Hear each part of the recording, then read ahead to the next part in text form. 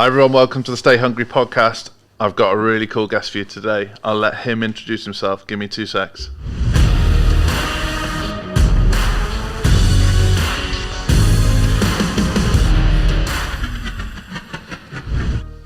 Mark, I'm excited for this one. Thanks for coming on the Stay Hungry podcast. Oh, it's my pleasure to be here. Thanks so much, Joel.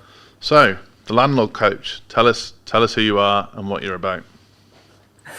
Well, I was about broke about 15 years ago. Okay. Not just in money. I mean, that's the funny thing. Not just in money, but in time.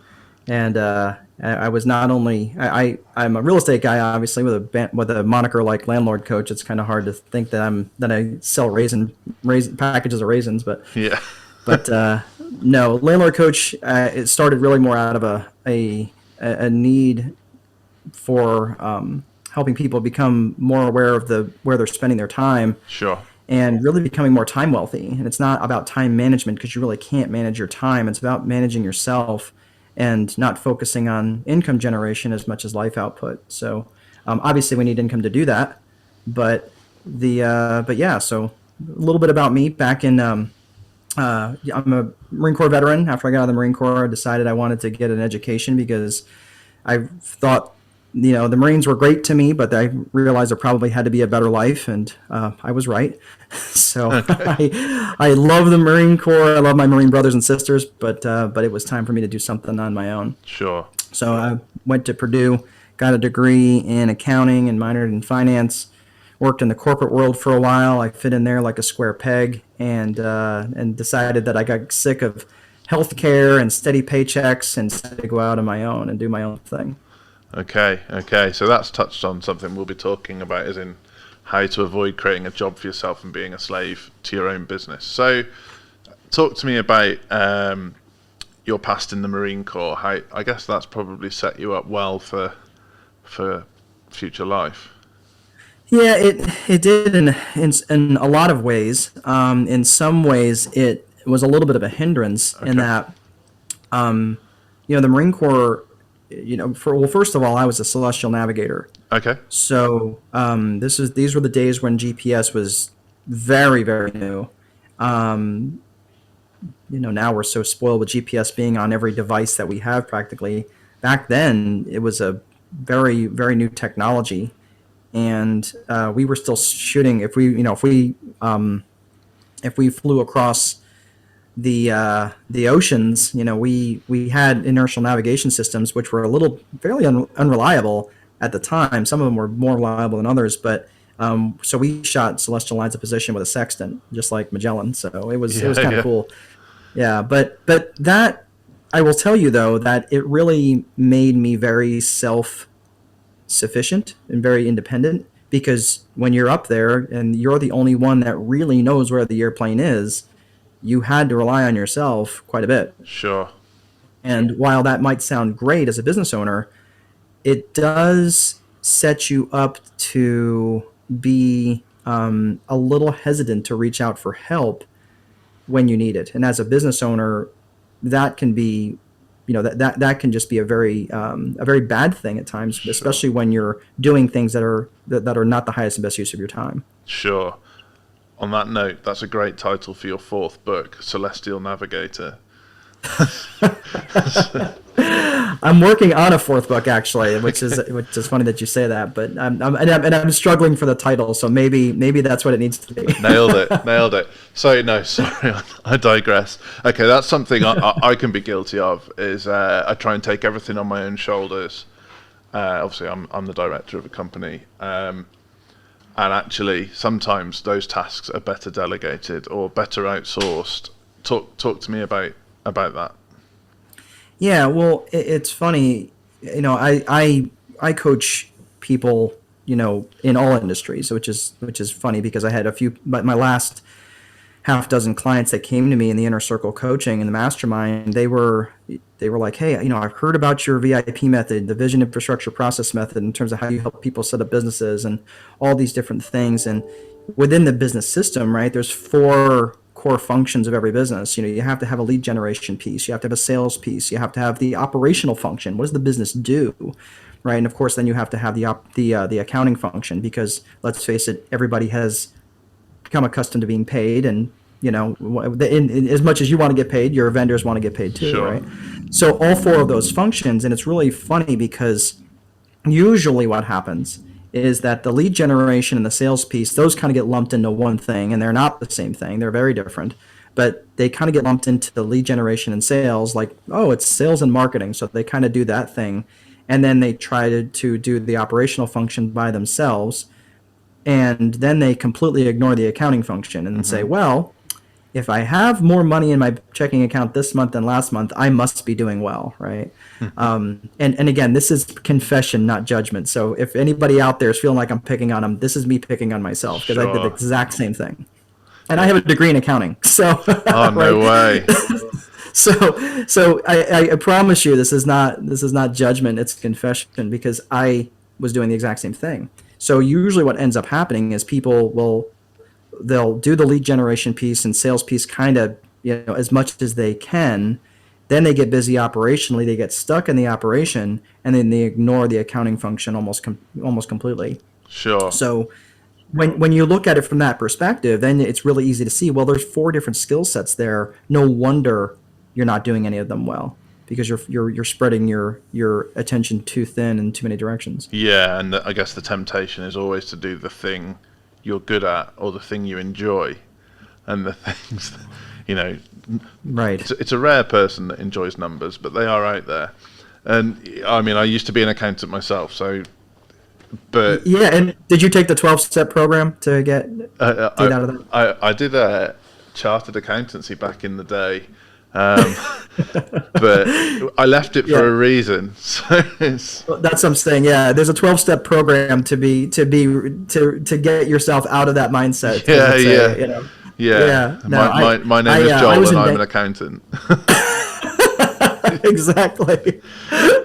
It's like, hi, Joel. Yeah. Tell us about your balance sheet. Yeah. I can't get it to balance. I'm fed up of credit and debit. Help. Right.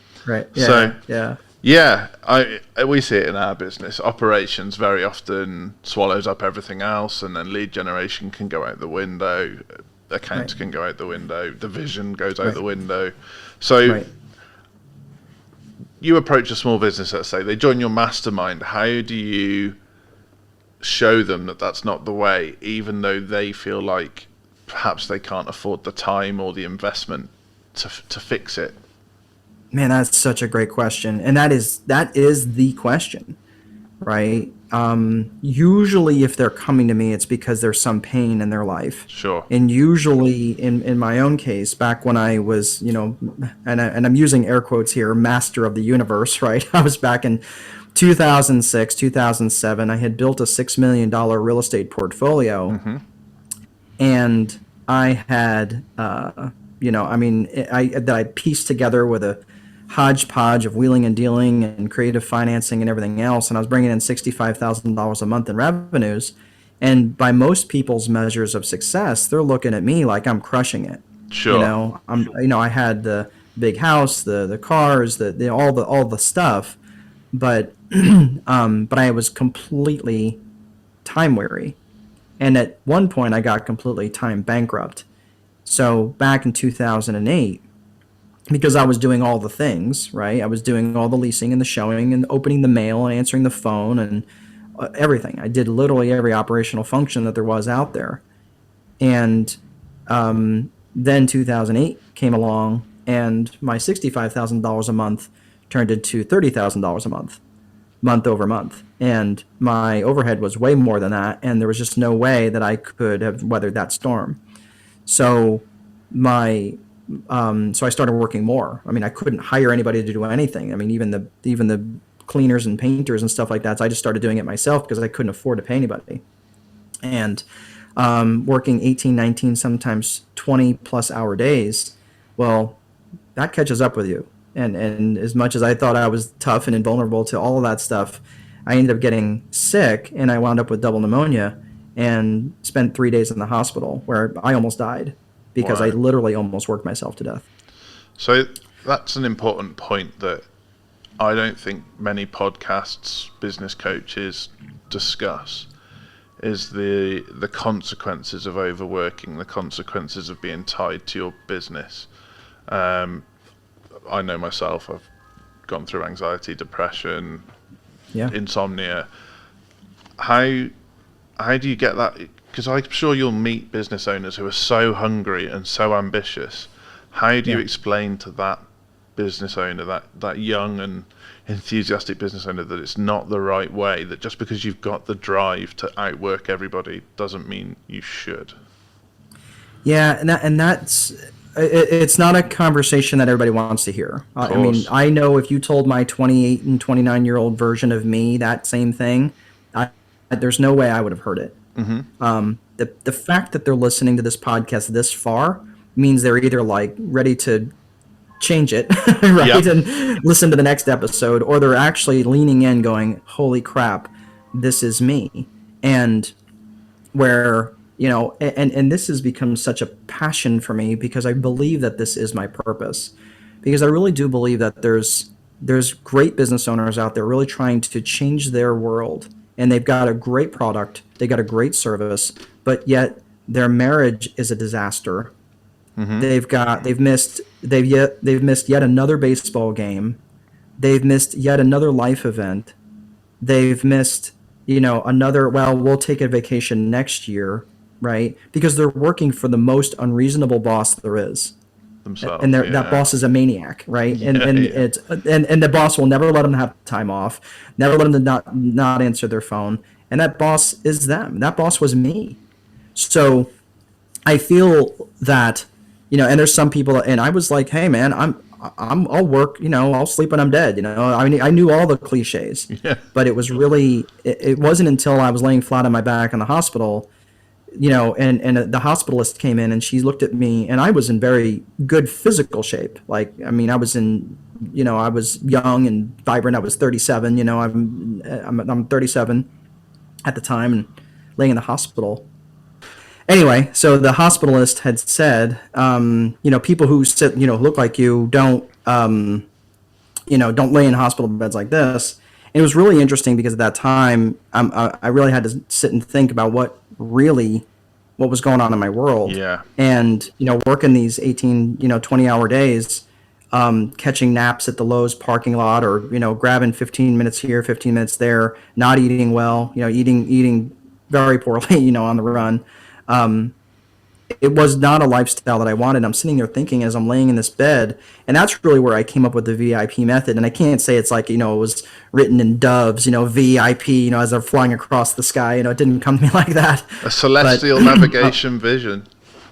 That's right. That's right. But it was really interesting because at that time I'm laying in the bed, and the one nurse comes in, and she's a young nurse, and she looks at me and she says, she's holding a needle, and I'm not a needle guy. And she looks at me, she says, "I need to give you a shot in your stomach." And I said, "You need to work on your marketing because you're not. Your sales pitch is terrible."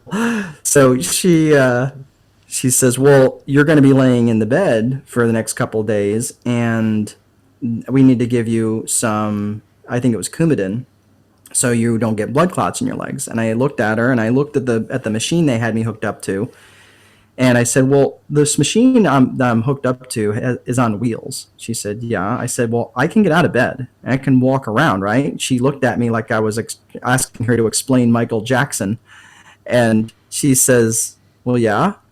I said, "Okay, I'll get up and walk around every little bit. I'm not gonna be able to lay in this bed for 3 days anyway."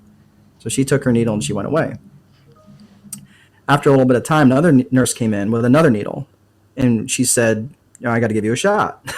And I was like, "No, you're not." I said, "What's this shot for?" And she says, "Well, the whatever that you're on, the steroid that you're on, messes with your blood sugar." And she said, "So, we got to give you this to regulate your blood sugar, yada yada." I said, "Well, I'll tell you what, I won't eat any sugar and I won't eat any carbs today. If it's still too high tomorrow morning, then you can give me the shot. How about that? You can give me the insulin." She says, "Okay." So she takes her needle and she went away. That episode right there made me realize that these nurses were operating off of a system, off of some checklist, some system, something that made them, recognize that something needed to be given, something needed to be administered when a certain situation happened. And that's when I started thinking, you know what? There's something to be thought about here in terms of all these different things. This is, for those of you who might be thinking, well, where's he going with this? That's when I recognized that everything that was going on in my world, I could easily put into three different buckets. Well, first of all, everything was in my head. Everything was in my head, and everything was reactionary. Everything that I reacted to was who was yelling the loudest. So I really had no process for anything beyond me just answering the phone and reacting. So even though people were telling me, hey, you really need help, well, everything was in my head, so it wouldn't have made any difference. So I really lacked processes. I really lacked a consistent way to do anything. The other bucket that it fell into was infrastructure. So even if I had help, even if I had an office, it wasn't going to, I didn't have any sort of infrastructure for them to work on. I didn't have desks and chairs and a computer or a phone system that didn't look like my cell phone, right? I didn't have anything like that. So the interesting thing was, what was I going to do? Hire somebody, push them into a room and yell, do work, and then run away? Like, that wasn't going to save anything for me. That wasn't going to change anything for me. So even though I had no processes and consistent way to do things, I also didn't have any infrastructure for that process to run on. And finally, what I realized is, I'm not a Rhodes Scholar by any stretch, but I mean, I'm not an idiot. I mean, I could probably do anything and make money. Why was I doing this? And I realized that I really lacked a vision for what I was trying to accomplish it all for in the first place. Why was I getting out of bed? What was this all for? And it really has nothing to do with my business. I mean, I could have made money doing anything. What was the vision? What was I getting out of bed for? What was my purpose? And so that's how, when I wrote the Time Wealthy Investor 2.0, that's how I laid it out in terms of vision, infrastructure, and process. So when you have a vision for what it is you're trying to do, whether that's laying on the beach rubbing cocoa butter on your belly for 2 months out of the year on a beach in Spain, that's awesome. That's great. Good vision, right? Not necessarily a good visual, but a good vision, right?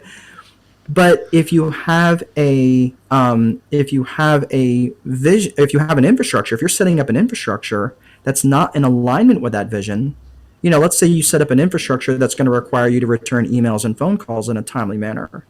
That's going to be a terrible experience for you when you're trying to lay on the beach rubbing cocoa butter on your belly, right? No one wants to work from the beach. So unless you're, selling surfboards, right? Like that's not fun. So when you put your processes together, your processes should, again, those are the tactical stuff. That's the tactical stuff that you might enjoy doing, or however you want to set up your business. But you set up those processes that runs on an infrastructure that you created that all stays in alignment with your vision for the future. Amazing. That's cool. So, do you mind me asking what your vision was? Well, it's pretty simple, because a lot of people, in my opinion, and me included, I think they overthink their vision. Mm-hmm. I think they think their vision has to be something grandiose, like, I want, a beach house in 5 different countries that I can't pronounce, and a Bugatti in every driveway, right?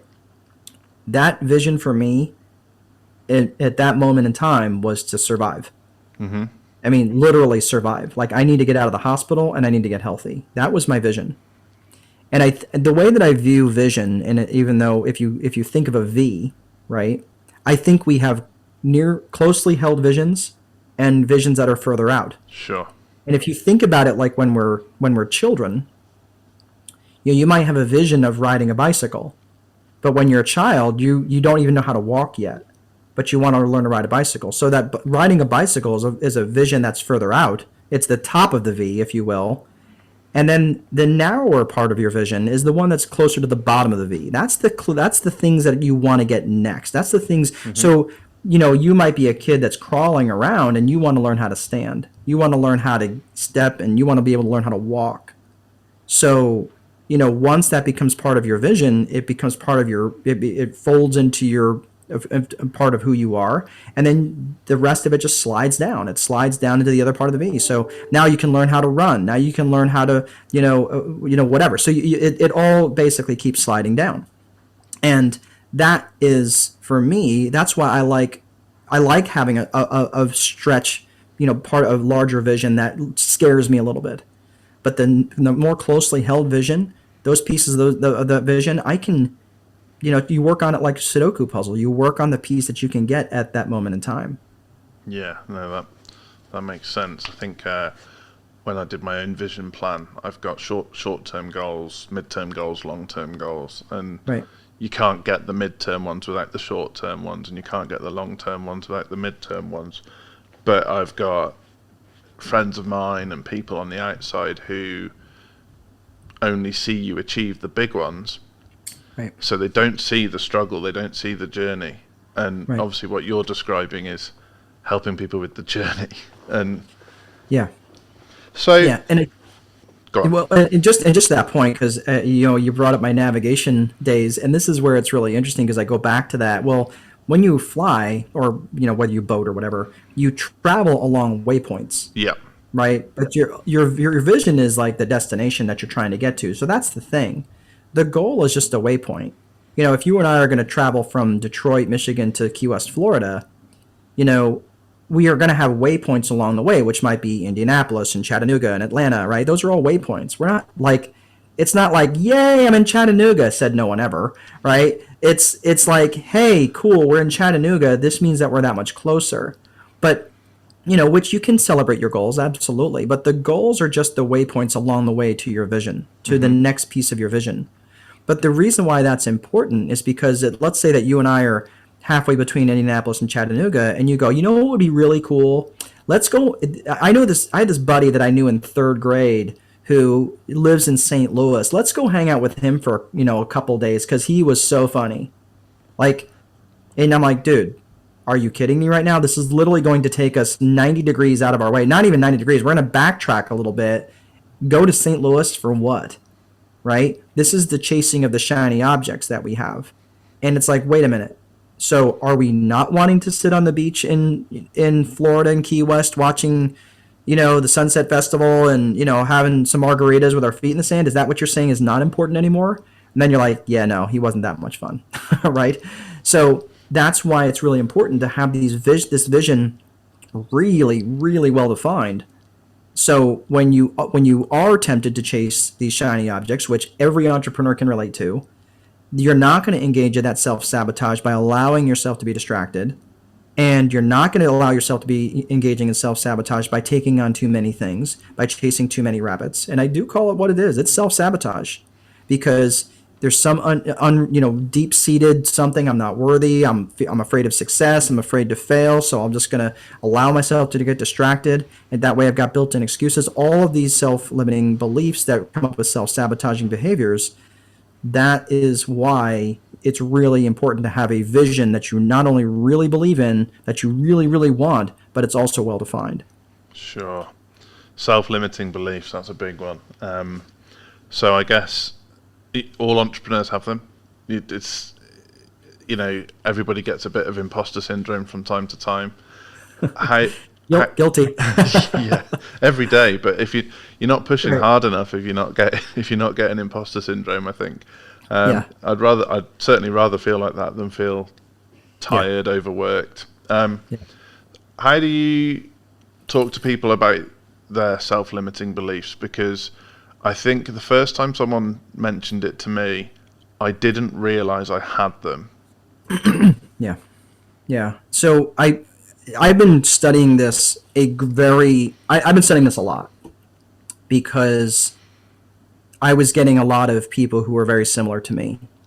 And it was hard. It was a little hard as a coach to say, oh, ouch, even my own coach, because I believe everybody should have a coach. And Sure. I mean, if you are coachable, you should have a coach. If you're not coachable, if you're not willing to be humble, if you're not willing to accept feedback and truly accept it, not go, yep, I'm accepting it through gritted teeth, sometimes it can be tough. I will say this though, that when I was pointed out that I had some limiting beliefs around success, around money, around all the things that, oh, I could never charge that much for my product. I could never, I mean, that's all limiting beliefs. And here's the interesting thing. As I've studied this, whether through neurolinguistic programming and neuroscience and all these things around around limiting beliefs, and I really have studied, I really have gone deep on this. I've noticed that limiting beliefs, they're just beliefs. They don't introduce themselves to you as like, hi, hello, Joel. I'll be your limiting belief for the rest of today's journey. Like, it doesn't work like that. The way it does is it works very subtly in the way that you make decisions, and it's just a belief that's trying to protect you. Mm-hmm. Your belief system is just trying to protect you, and it's trying to protect you from a past pain. So if you had an event that if you had an event in your life that you're perceiving to be a failure, that's the thing. You have to perceive it to be a failure. So in other words, let's say every guy can relate to this. I mean, except unless you're Tom Brady. But if every guy has had that limiting belief, like, oh, if I ask out a pretty girl or a girl who is a 10 and she turns me down, therefore I've now established that, I cannot ask out pretty girls because they're always going to turn me down, or I'm going to be nervous around pretty women, right? I'm going to say this, paint this with a broad brush. Every guy can at least relate to that. Sure. Okay. Sure. So therefore, now you have a limiting belief, which is like, well, I'm not going to ask out pretty girls because the 10 that I wanted turned me down, right? Maybe females have a limiting belief that women are not allowed to ask out men. There's a lot of women like that, even though they might believe in their heart, no, I'm an empowered woman, I can ask, but they still may have that belief that women are not to ask out men, right? Or whatever. I'm just painting this with a broad brush. Sure. But what I'm saying is these are how these limiting beliefs get established, because they are trying to protect us. And I've noticed that in my own case and in my own coaching, that there's a couple of dead giveaways that there's some limiting beliefs attached. Like, it's like whoop, whoop, limiting belief ahead, right? But absolute language, when you're using absolute language like, well, anytime or every time I do or whenever I, right? it's that absolute language. When you're attaching that to anything that you're about to say, it's almost a dead giveaway that there's a limiting belief attached to that. And that is really easy to see with others, not so easy to see within yourself. Sure. Right. So that's like black and white thinking. You'd never. Right. There's a dichotomy. Like it's either this or that. Like it's that absolute language. Sure. And that's a pretty easy one. But another one is canceling language, and this is one that I hear all the time in my coaching. I'm like, well, have you tried, this? Well, yeah, but, and then it's the yeah, but, or yeah, however, whatever it is, it's canceling anything out. And that canceling language is another dead giveaway that there's some sort of limiting belief that's attached to that. And again, the limiting belief is just trying to protect you. It's just a belief. But the thing is, beliefs, the really amazing thing is beliefs are not truths. It's just you believe them to be true. So, everybody knows the whole thing about, breaking the 4-minute mile, and then all of a sudden the 4-minute mile was broken, and then 3 more people did it, right? It's a limiting belief because we believe it to be true. So these are the sorts of things that I work through all the time. And the thing is, with that limiting belief also comes, like, again, so you're not worthy of success because your parents told you that it was bad to be rich. So now I'm going to engage in self-sabotaging behavior, and that self-sabotaging behavior comes up in all sorts of ways. It comes up in terms of procrastination. It comes up in terms of hiding in activity, right? Where I'm so busy I can't work on the really important things. I'm just working on the things that's in front of me. Yeah. Or hiding in inactivity, where there's so many things you don't know what to start on first, right? All sorts of things like that in terms of self-limiting beliefs and, of course, self-sabotaging behavior. Sure. And even Tom Brady has a coach.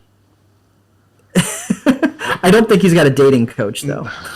He might do. Maybe who knows? Yeah, he might. Maybe do. Tom Brady will call me and ask me for some advice. Yeah. My pricing will go up substantially. Though. I'm just going to let you know, Tom. If you are listening to this, Tom, I'll give you the special NFL rate. It's something we say to our team though. Is Muhammad Ali, he has a coach. Usain Bolt, he has a coach. It's not just because you're at the top of your game doesn't mean you can't be better. Doesn't mean you can't control your emotions better. Doesn't mean you can't find a way to sustain it better. So that I think, particularly in the UK, I don't know about in the States, some people see it as a failure if they need to ask for help. Yep. And that was a self-limiting belief in itself, actually. Yeah. Where the most successful entrepreneurs that I know are always asking for help. Always. And they do it humbly, with humility. Yeah. They don't need to tell. And one of the things that another self-destructive behavior, which I still have to be careful about, is proving. Mm-hmm. Like I have to prove that I belong. So I would often, when I would ask for help, I would almost look, let me give you a bunch of irrelevant information so I can let you know that so you know that I'm not an idiot. Yeah. But, let me tell you a bunch of stuff that I know, and then let me ask your question. And it's like, stop.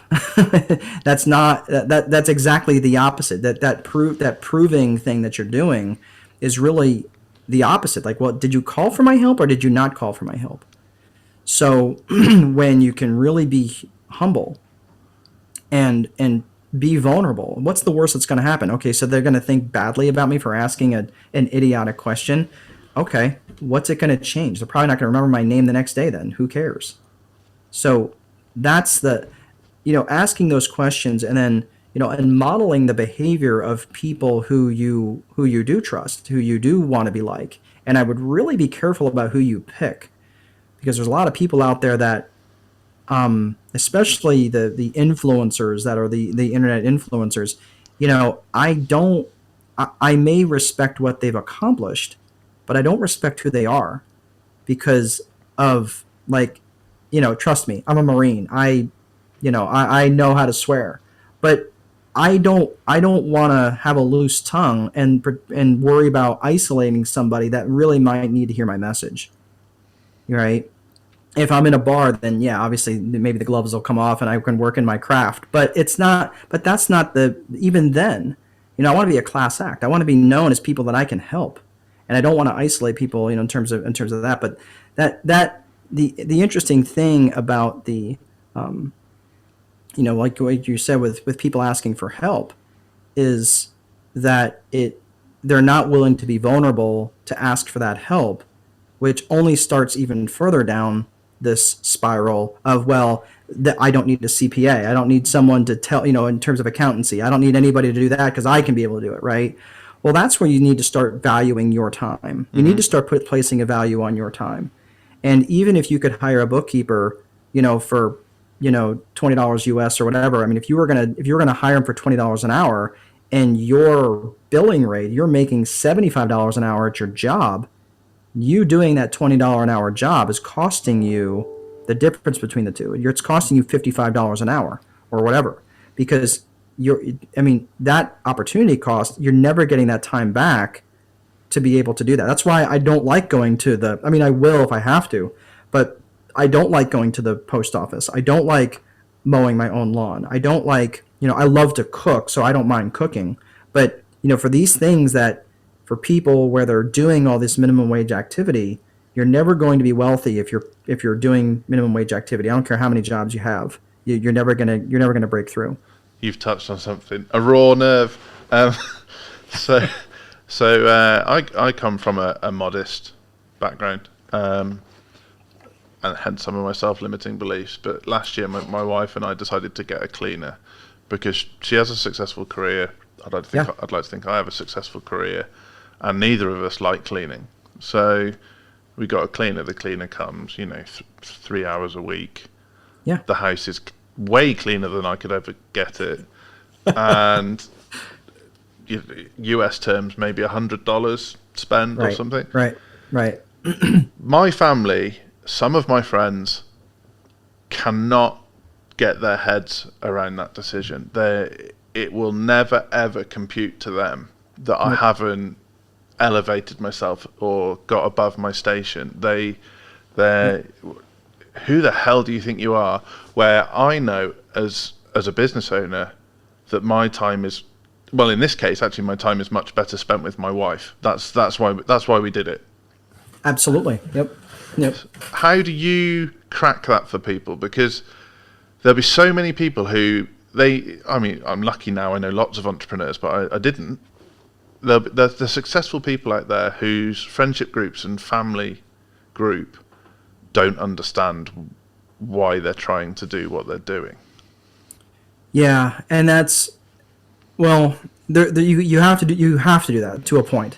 If you're really wanting to think about the people who are wealthy, they're not spending time mowing their own lawns and tending to their own gardens, unless that's something that's a labor of love for them. Sure.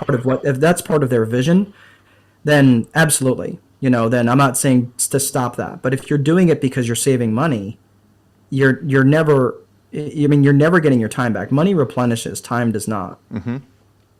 So at one point in time, I had a driver, and where I live in Lafayette, Indiana, to Indianapolis is a little, depending on where you're going in Indy, it's a little over an hour. And I had a driver, and I didn't, it wasn't because I was trying to be, super self-important. Is because that 3 hours of windshield time was so unproductive for me that, driving there and driving back, it made no sense for me. And I had a weekly meeting that I belonged to. Maybe your folks are familiar with BNI. Sure. Yeah.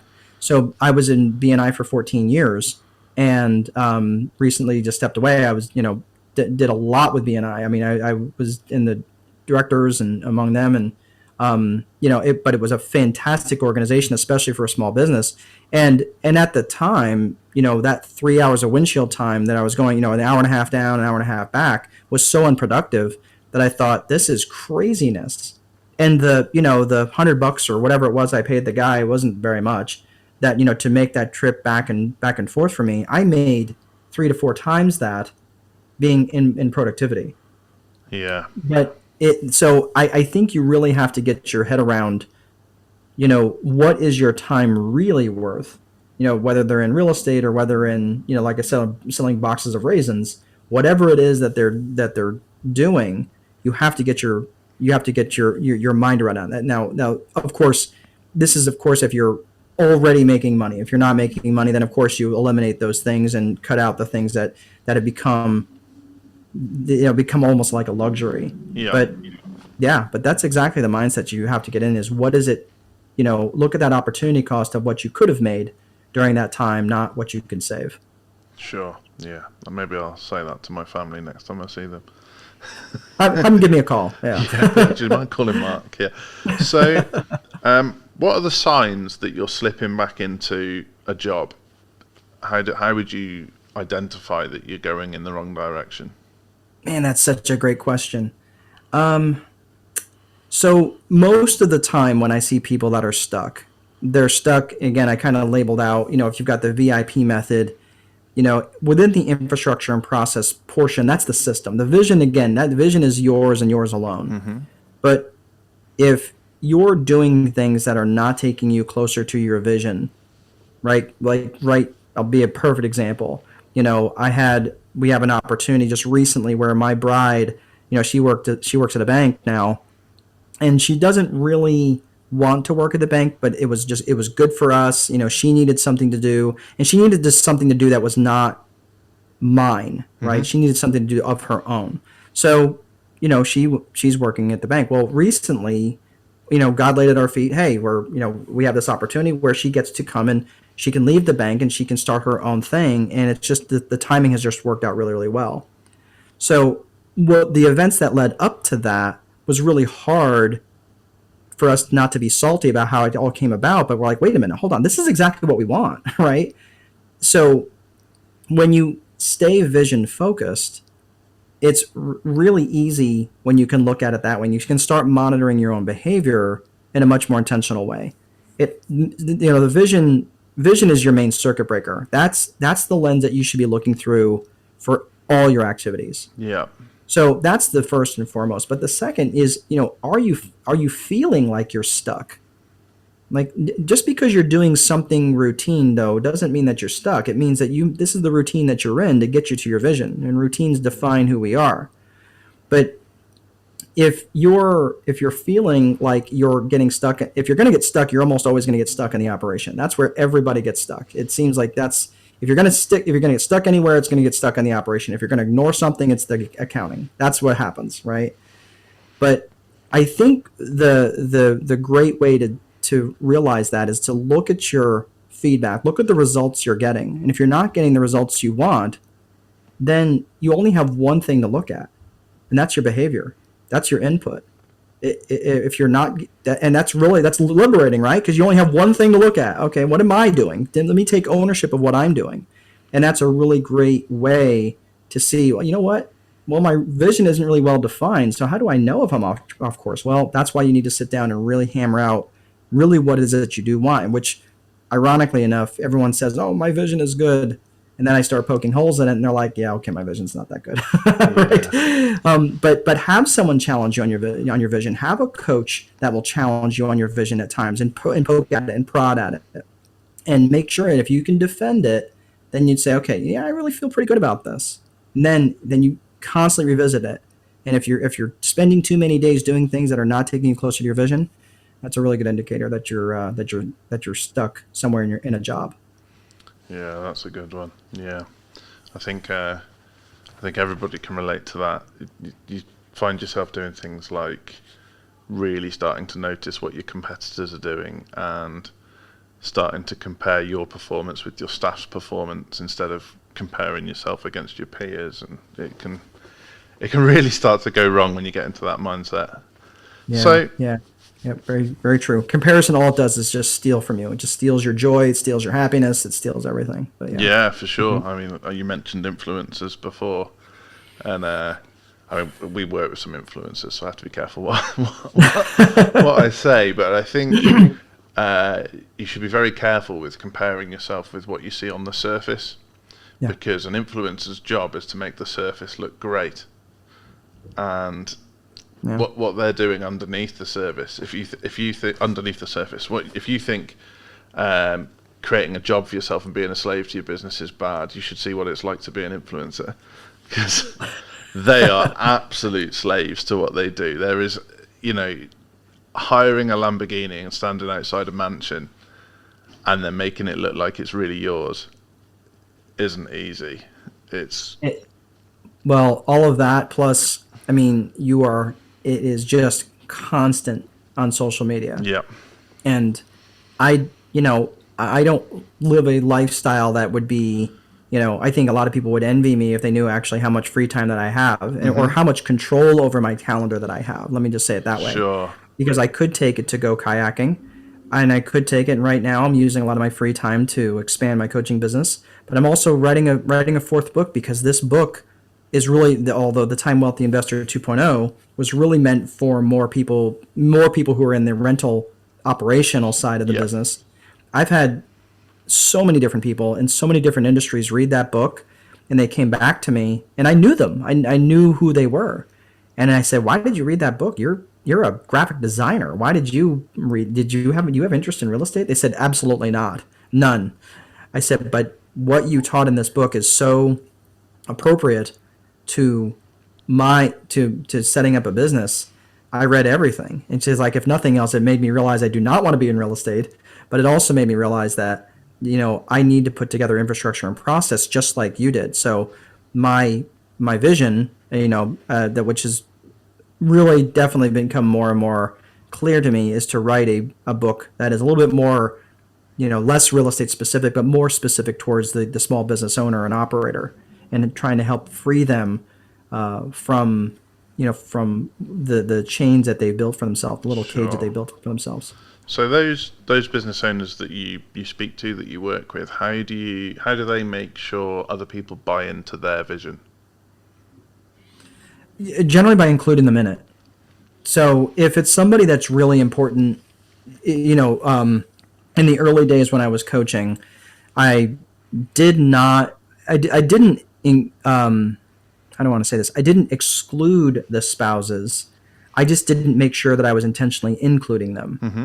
And that was incorrect. I think that if you have a significant other in your life, whether that's, you know, a life partner or business partner or whatever, that if you start getting into this vision piece, and you know, your belief systems are going to start to be altered, and all of a sudden you're acting in a way that is counter to what they're used to, they're gonna be like, man, where are you coming up with all this stuff? Well, it's because of conversation and coaching that they're getting from me. So it would be really important to have them together as one conversation. So I started doing that a while ago when I recognized that there was, you know, even families are like, yeah, my husband was wondering, you know, what we're talking about all the time, because I'm starting to do all these different things in the business. I'm like, let's bring him on. Let's bring him in the conversation. And that was when I realized that if you're going to start to adjust one person's vision, you know, you're going to have a life partner it's going to be important that they're part of that decision, but they're still an individual. They are still their own person. And it's not wrong. Like my bride is a very girly girl. Like she's, you know, the hair, the nails, like she loves all that stuff. She loves fashion. Like that's her thing. I literally wear the same clothes every day, with the exception of, you know, the criticals. Right. Yeah, exactly. Like I wear, and it's because it's so easy for me. You know, I change my socks, my underwear, and my t-shirt, but everything else is pretty much, you know, it's the same thing. Not that it's not fashionable, but it's very functional, and I don't have to think about much. And for her, that would be like the worst thing ever. You know, Sure. to have to wear an outfit twice in a row. But that's okay, because she's going to have her own vision. She's going to have her own thing, her own interests. She's going to have her own direction that she wants to head in. That's not going to be mine. But that doesn't mean like, well, you know, does that mean that she's going off in her own direction? No, because we have a collective vision together about where we want to be as a family and as a couple and as, you know, as a life partner. So it's important that the individual, what I would recommend, and this is stuff that I work with, but I mean, you can do this on your own. But if you go through, each person should go through their own vision individually. And then after the vision is all put, you know, they've got their vision, their personal vision kind of nailed down, or at least a rudimentary understanding of it, that's when you come together as a couple and say, hey, these are some things that I really want in my vision. You know, let's compare to what you have, but don't put things in your vision just because that's what you think that your partner is going to want. Mm-hmm. You know, because, you know, if your spouse is, you know, has a real interest in dolphins and you do not care about dolphins, you're like, oh well, I'm gonna go and swim with dolphins. You're like, that's not your vision. Come on, man. That's, you know, don't put that in there, because then you're being inauthentic. And but you know, you could do something that's collaborative, but do that as a couple. But be authentic, be a little selfish. I say that a little selfish because it's all right that you live your purpose and you live your vision and you live your dream, because you can still do that as a couple. You can still make that work. Yeah, no, that makes sense. I think you talked about the V. I think if you both wrote down your V and then crossed them over, there would be overlap. Mm-hmm. I know with my wife that's very much the case, that we've got some things where there's a lot of overlap, particularly to do with family and property and holidays and vacations. But then we have our own things too, and that's the strength of our relationship. But it's also really important that she can buy into what I'm trying to do. Otherwise, I go home and it would be really deflating. So Yeah, you can't be your own person at all. You have to be someone different around your gal or your guy, yeah, you know, and that's not okay. You need to be who you are, and that's probably why they love you. You know, that's probably why they care about you, because, you know, they're not looking for something different. They just want more of what you are, but they probably want more of you, and they want more of you around. sure. So that was one of the biggest mistakes that I was made. Well, like, you know, when I'm working my tail off, I'm like, man, I'm doing this for us. I'm like, we just want more of you. We just want more of you around.